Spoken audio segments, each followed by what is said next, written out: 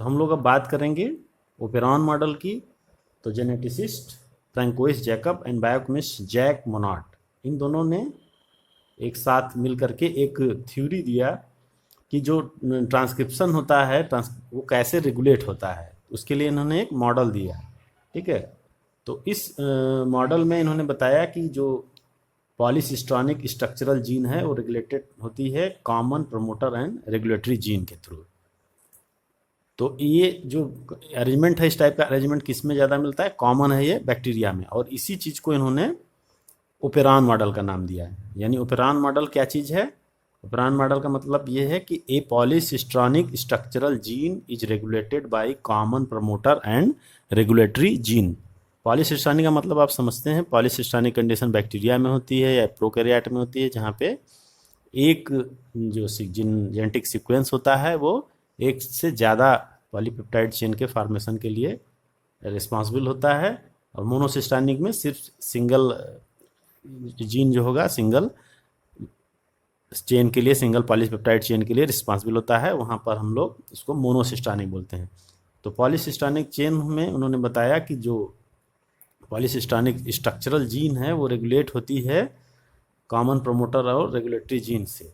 ठीक है, तो मतलब कि जो स्ट्रक्चरल जीन है जिससे कि सिंथेसिस हो रही है mRNA की, ये ट्रांसक्रिप्शन हो रहा है, इसके अलावा कुछ जीन और होती हैं जो इन जीन्स के, यानी इस जो स्ट्रक्चरल जीन है इसके ट्रांसक्रिप्शन को कंट्रोल करती है।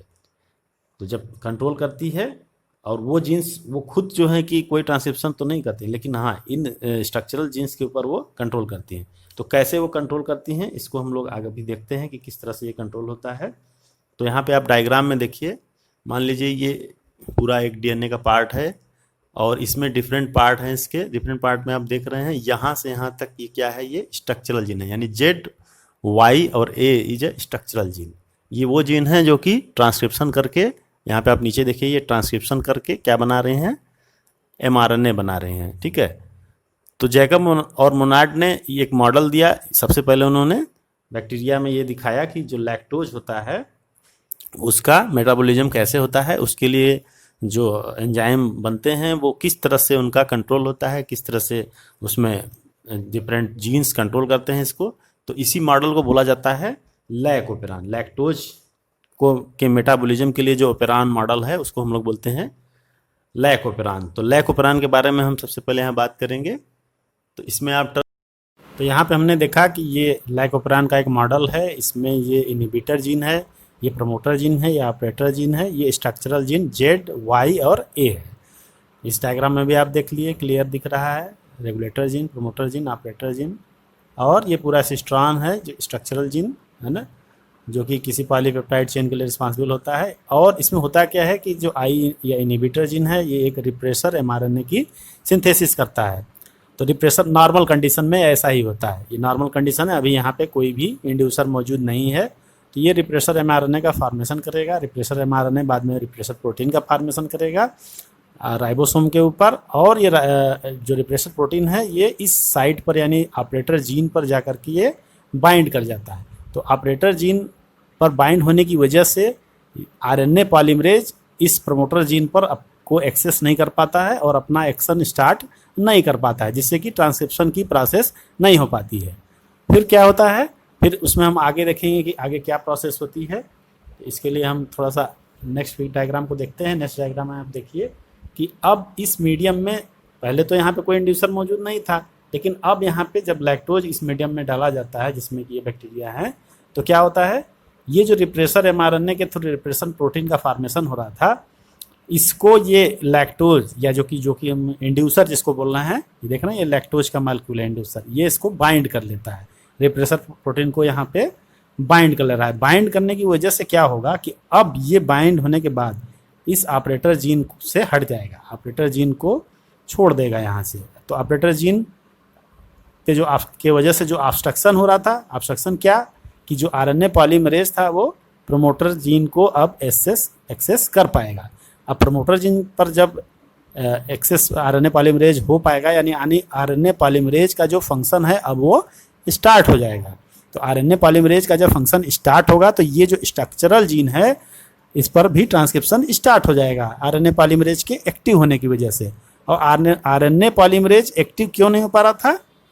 क्योंकि आरएनए पॉलीमरेज सबसे पहले प्रमोटर जीन को एक्सेस करता है। तो जब तक वो प्रमोटर जीन को एक्सेस नहीं करेगा तब तक प्रमोटर जीन एक्सेस नहीं होने की वजह से स्ट्रक्चरल जीन अपना फंक्शन नहीं कर पाती। और जैसे ही प्रमोटर जीन फ्री होता है, आरएनए पॉलीमरेज इस पर एक्सेस करता है, इस एक्शन करता है अपना, तब स्ट्रक्चरल जीन अपना ट्रांसक्रिप्शन की प्रोसेस स्टार्ट कर देती है।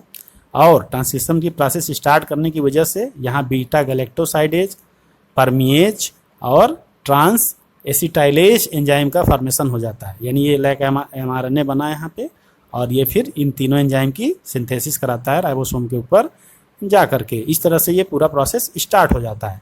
तो कहने का मतलब ये है कि लैक्टोज यहाँ पे इंड्यूसर की तरह है। जब तक इस मीडियम में लैक्टोज नहीं था तब तक ये पूरी प्रोसेस स्टार्ट नहीं हो पा रही थी। और जैसे तो जो पहले की जो सिस्टम था वही चल रहा था यहाँ पे क्या हो रहा था, रिप्रेसर एमआरएनए और रिप्रेसर प्रोटीन बन रही थी जो कि इस ऑपरेटर जीन को बाइंड की हुई थी। लेकिन जैसे ही इंड्यूसर लैक्टोज यहाँ पे आता है मीडियम में, तो ये इसका फॉर्मेशन स्टार्ट हो जाता है, इन तीनों एंजाइम का फॉर्मेशन स्टार्ट हो जाता है। तो इस तरह से हम देखते हैं कि लैक्टोज के प्रेजेंस की वजह से ये पूरा ओपेरॉन सिस्टम एक्टिवेट हो जाता है। तो इसीलिए इस सिस्टम का नाम हम लोग लैप ओपेरॉन करते हैं। दूसरी चीज़ यहाँ पे ये है, जो एंजाइम हैं उनके फंक्शन अलग अलग हैं। उस एंजाइम के फंक्शन के बारे में अगर हम बात करें तो हम देखते हैं कि जो बीटा गैलेक्टोसाइडेज है वो क्या करता है, वो एक डाइसेक्राइडेज एंजाइम है। जो डाइसेक्राइडेज एंजाइम का मतलब कि वो लैक्टोज पर अपना एक्शन करता है।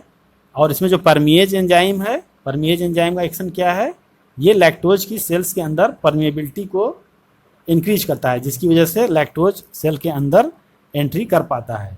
ठीक है। और जो हमने बताया कि बीटा गैलेक्टोसाइडेज, इसका फंक्शन क्या है, ये रिस्पॉन्सिबल है hydrolysis of disaccharide lactose into its monomeric units galactose and glucose में। यानी ये लैक्टोज को गैलेक्टोज और ग्लूकोज में हाइड्रोलाइसिस कर देता है। इसका कौन, बीटा गैलेक्टोसाइडेज। यानी बीटा गैलेक्टोसाइडेज है enzyme which hydrolyse disaccharide lactose into galactose and glucose. और परमिएज का हमने बता दिया कि वो लैक्टोज या बीटा गैलेक्टोसाइड्स की परमिएबिलिटी को सेल के अंदर बढ़ाता है। और इसके अलावा एक एंजाइम और यहाँ फॉर्मेशन होता है, ट्रांस एसिटाइलेज। तो इस तरह से ये तीनों मिल करके इस लैक्टोज के मेटाबॉलिज्म के लिए ये तीनों एंजाइम रिस्पॉन्सिबल होते हैं। और इन तीनों का फॉर्मेशन का जो रेगुलेशन होता है वो इस पूरे ट्रांसक्रिप्शनल यूनिट पे होता है, जिसके की मॉडल को हम लोग बोलते हैं लैक ओपेरॉन मॉडल। और ये जो यहाँ से यहाँ तक पूरा स्ट्रक्चर है एक यूनिट है, इस यूनिट को हम लोग बोलते हैं ट्रांसक्रिप्शनल यूनिट। तो इस तरह से ये ट्रांसक्रिप्शनल यूनिट होती है। लैक ओपेरॉन जो होता है वो थोड़ा बहुत सेल के अंदर चलता रहता है, ऐसा नहीं है कि अचानक से स्टार्ट होता है। लेकिन हाँ, जब इसमें बिल्कुल एकदम सडन स्टार्ट नहीं होता, लेकिन जब इसमें इंड्यूसर आता है तो ये तेज़ी से अपना फंक्शन करना स्टार्ट कर देता है। तो इस तरह से आरएनए पॉलीमरेज अपना फंक्शन करने लगता है और ये पूरी प्रोसेस कंटिन्यू हो जाती है। तो इस तरह से हमने देखा कि रिप्रेसर प्रोटीन का क्या फंक्शन है और आरएनए पॉलीमरेज किस तरह से एक्शन करता है, और प्रमोटर जीन का क्या रोल है इसमें, और लैक्टोज किस तरह से मेटाबोलाइज होता है, किस तरह से लैक्टोज इनएक्टिव करता है रिप्रेसर प्रोटीन को, और उसके बाद रिप्रेसर प्रोटीन के इनएक्टिव होने की वजह से ये जो स्ट्रक्चरल जीन है ये अपने फंक्शन को स्टार्ट कर पाते हैं। तो इस तरह से आप पूरी प्रोसेस को समझ गए होंगे। इसमें जो लैक्टोज है इसको हम कह सकते हैं कि lactose is substrate for enzyme beta galactosidase. मतलब यहाँ पे लैक्टोज एक सबस्ट्रेट है और बीटा गैलेक्टोसाइड एंजाइम है, और lactose is regulate switching on end of operon. ठीक है, मतलब इस सिस्टम को ऑन या ऑफ, इस ओपेरॉन सिस्टम को ऑन या ऑफ करने का काम कौन कर रहा है यहाँ पे ये लैक्टोज कर रहा है, जो ये बाहर से आ रहा है। इसीलिए इसको हम लोग इंड्यूसर भी कहते हैं।